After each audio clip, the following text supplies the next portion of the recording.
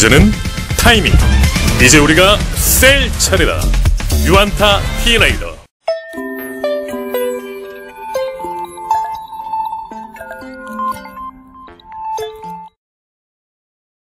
안녕하십니까. 유안타증권에서 인터넷 소프트웨어를 담당하고 있는 이창효입니다. 오늘은 카카오 말씀드리도록 하겠습니다. 어제 이제 4분기 실적이 나왔고요.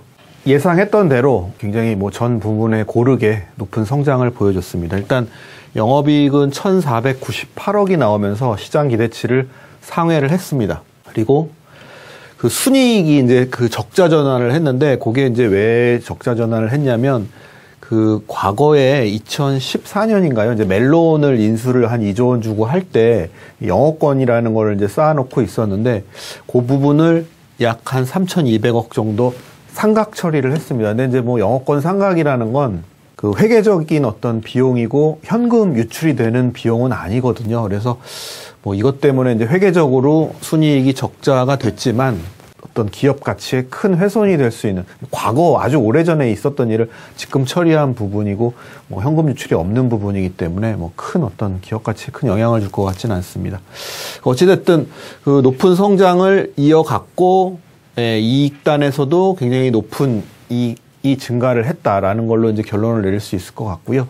부문별로 간단히 말씀을 드리면, 광고랑 커머스가 합쳐진 톡비즈 부분이 YOY 63%, QOQ 27%, 그리고 모빌리티랑 페이가 합쳐진 신사업 부분이 YOY 97%, 거의 전년 대비 2배가 성장을 했죠. 연간으로도 그렇습니다. 그리고 전분기 대비율도 17%, 그리고 웹툰, 카카오 페이지, 일본의 피코마도 전년 동기 대비해서 233%, 3배 이상 증가를 한 거죠. 그리고 QOQ로 10% 증가를 했습니다. 그리고 이제 카카오 M하고 요 페이지하고 이제 합병 발표를 했는데, 요 카카오 M도 25% 전년 대비, 그리고 전분기 대비 30% 이렇게 좀 증해서 전 사업 부분이 굉장히 높은 성장을 했다, 이렇게 좀 이해를 하시면 될 것 같습니다. 근데 매출만 계속 많이 나온 게 아니라 이번 분기의 특징은 영업이익이 많이 늘었다라는 겁니다. 간단히 좀 제가 설명을 드리면, 이 카카오의 1,500억 영업이익은 두 가지로 나눠져 있습니다. 그러니까 주력 사업 부분, 이익이 많이 되는 기존 주력 사업 부분, 광고, 웹툰, 커머스, 요 세 개가 주로 돈을 법니다. 요쪽 영업이익은 1,877억이나 나왔습니다. 근데 이제 카카오가 계속 성장을 할 수 있는 부분은 모빌리티, 페이, 그리고 해외, AI, 블록체인 이런 부분에 계속 투자를 하기 때문에 이제 성장이 계속 잘 나오고 앞으로도 잘 될 거라고 보는 거거든요. 근데 이 부분이 원래 손실이 예전에 이렇게 분기당 600억, 500억씩 나오다가 작년 들어서 이렇게 감소를 했거든요. 근데 다시 좀 이번에 적자가 크게 났습니다. 그 이유는 잘 되니까, 성장을 막 2배씩 하니까 더 성장을 하기 위해서 투자를 좀 강화하면서 적자가 좀 늘면서 이 주사업 부분이 이렇게 이익이 많이 늘었지만 이쪽 부분이 손실이 좀 발생하면서 1,500억 이익이 났다, 이렇게 이해하시면 되겠습니다. 더 쉽게 말씀드리면, 이익을 더 낼 수 있었는데 이 미래 사업에 대한 투자가 이번 분기에 늘어나면서 1,500억 정도, 이것도 굉장히 높은 성장을 한 거지만 이 정도 이익만 냈다. 더 낼 수 있었지만 이 정도 이익만 냈다, 이렇게 이해하시면 될 것 같습니다.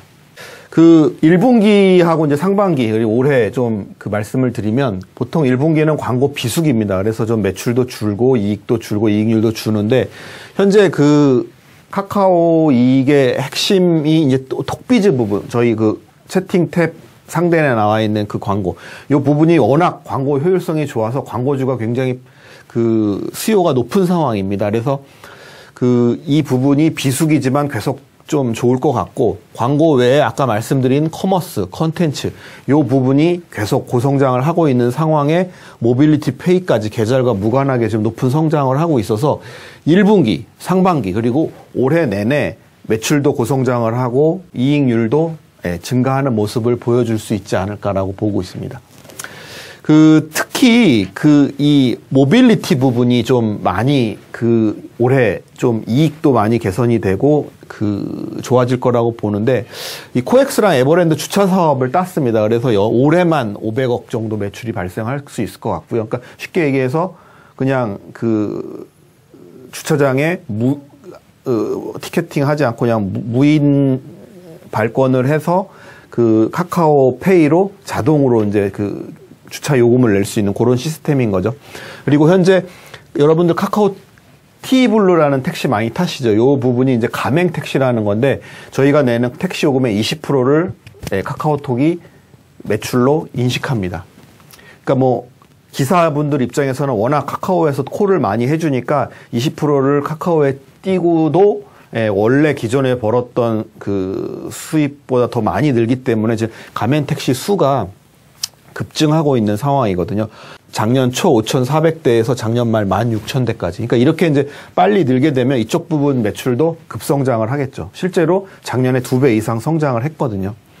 그리고 올해 상반기에 이제 IPO가 예상되는 카카오페이도 이 송금 거래액이 지금 한 20조 원 분기에 이렇게 발생을 하고 있거든요. 근데 이제 송금은 카카오페이를 지갑처럼 이제 써서 그걸로 주식도 투자하고 펀드, 금융상품도 투자하고 보험 가입도 하고 이런 용도로 쓰지만, 실제로 그 자체로는 매출, 이익이 나진 않습니다. 하지만 결제 부분은 페이 결제 수수료 한 3% 정도가 카카오 매출로 인식이 되거든요. 근데 그 부분이 훨씬 빠르게 지금 증가를 하고 있는 상황이다. 그리고 IPO를 하려면 아무래도 이익이 좀 나야겠죠. 그래서 올해 페이 쪽 부분이 높은 성장에 버금가는 이익 개선이 이루어질 것으로 보고 있기 때문에 전체 카카오 이익 개선에 주요한 역할을 할 수 있지 않을까 보고 있습니다. 그래서 카카오 이번 실적을 보고 제가 느낀 느낌은 카카오 플랫폼이라는 굉장히 훌륭한 플랫폼 기반에서 다양한 영역에서 이제 성장을 하고 있는데 성공을 한 거잖아요.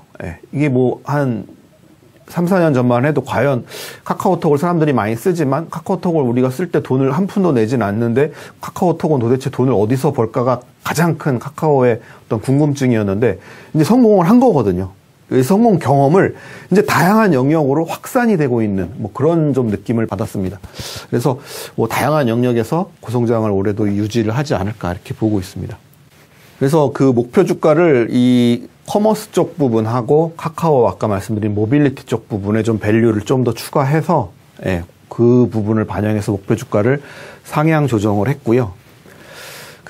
보시면 카카오가 계속 주가의 고공성장을 하는 이유는 이 부분입니다.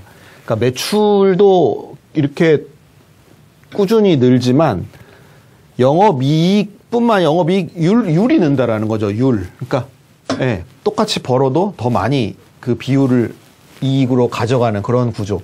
4분기에 이제 12%까지 달성을 했는데, 이 인터넷 사업의 특징은 자동차나 반도체처럼 원가가 그렇게 많이 안 든다라는 거거든요. 자동차는 생산을 하기 위해선 공장이라든지 자동차 내에 들어가는 여러 가지 부품이라든지 외형 철판이라든지 원가가 들어가기 때문에 마진율이 이렇게 올라가진 않습니다. 고정 마진율로 쭉 갑니다. 그래서 매출이 늘면 느는 만큼 이익이 느는데, 현재 카카오는 매출이 늘면 이익의 증가 속도가 훨씬 더 빠릅니다.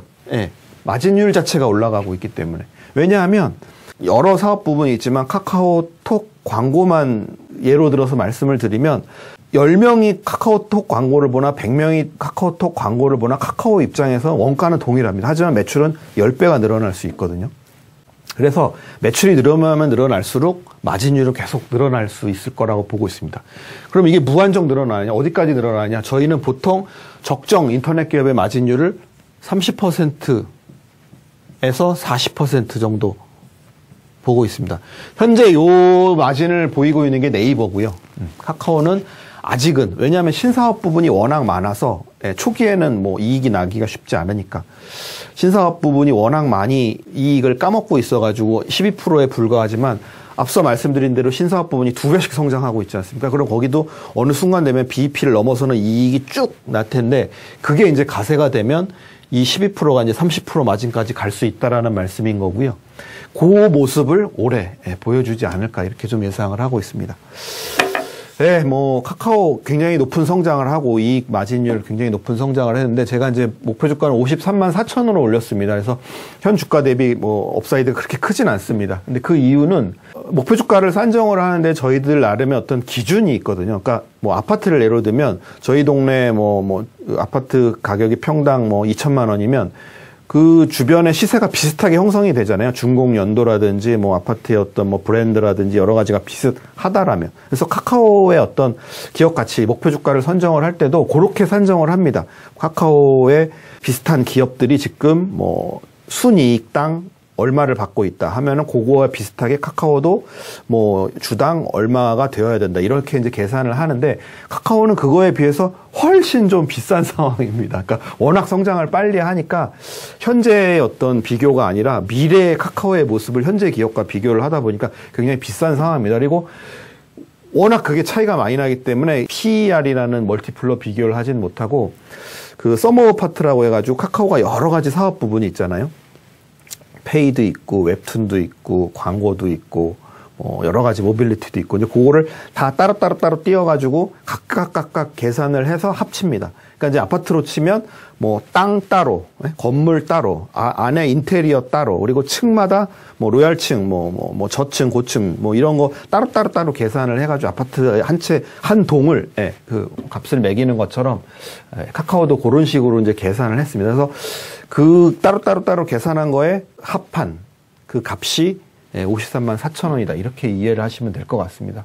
그러니까 이제 굉장히 좋은데 상당히 이제 현재 주가에 좀 어느 정도는 밸류가 좀 반영이 돼 있다. 이제 그게 제일 큰 단점인 거. 그거 외에는 굉장히 높은 성장을 지금 하고 있는 상황이다. 뭐 이렇게 이해를 하시면 될 것 같습니다. 근데 성장을 계속 하고 있는 한 비싸도 밸류에이션이 높아도 계속 그 밸류에이션을 주고 있는 상황이 현재 시장 상황이 같습니다. 왜냐하면 그 저금리가 계속 유지가 되고 있고 저금리라는 건 성장주에 대한 멀티플이 올라갈 수 있는 어떤 구조거든요. 그래서 비싸도 카카오 주가는 올라갈 수 있다라는 게 이제 저의 생각입니다.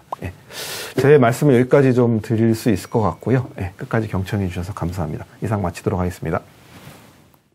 문제는 타이밍. 이제 우리가 셀 차례다.